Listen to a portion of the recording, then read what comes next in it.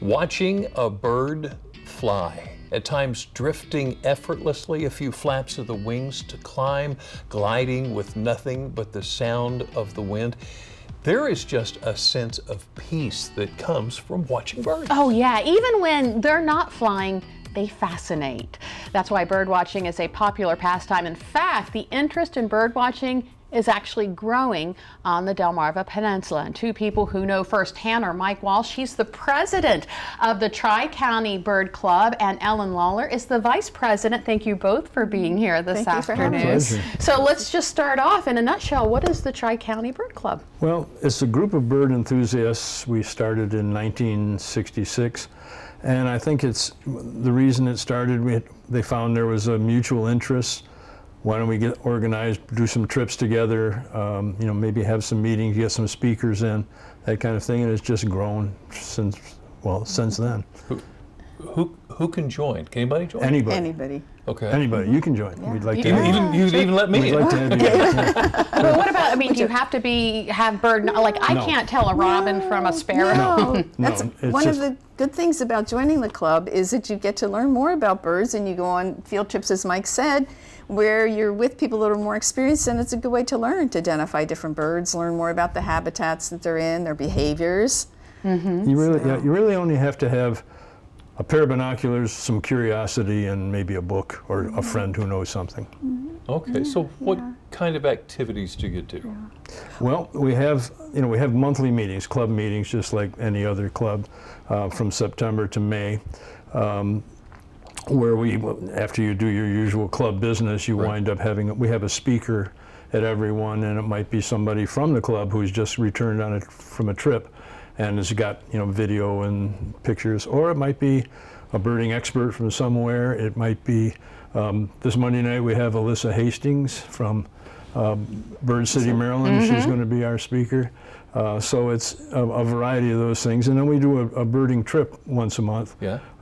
Where it's just everybody hops in the cars and we meet someplace locally. Always, it's might be Indian River, might be the Ocean City Inlet, it might be Assateague or Chincoteague. And when you say Bird City, Maryland, you're talking about Salisbury, because it is the only town on the peninsula. It's considered a USA Bird City. It's the third city in Maryland to become a bird city, and as you said, the only one on Delmarva, right? That's awesome. Yeah. So, do you have to be a member to attend these things? No, it's open to other people to come. Yeah. We hope that if people have come a number of times, they'll want to join the club.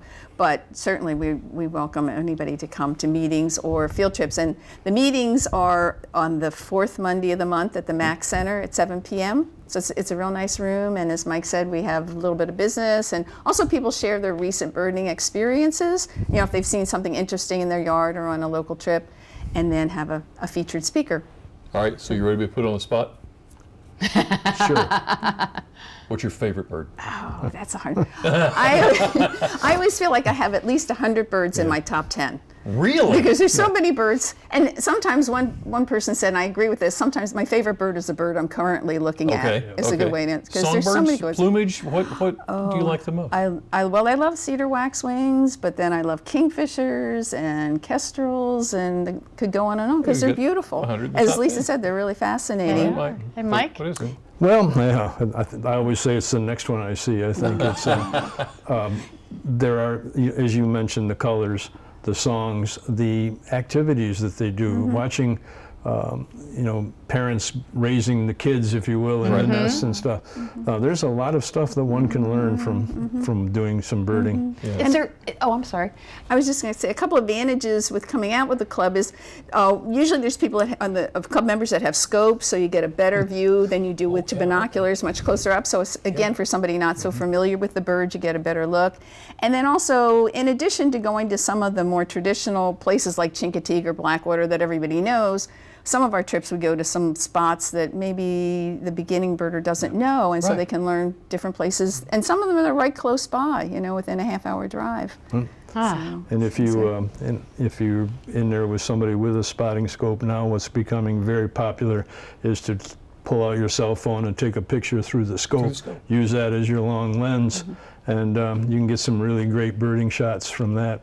from How about something will that? pose for you long enough. Oh my That's goodness. awesome. Well, you Wow. guys have a very comprehensive website, and we're going to have a link to that website from delmarvalife.com. Just click on what's happening today. Mike Wash, Ellen Lawler, thank you so much for coming in. Thank you Oh, for it's our having us. pleasure.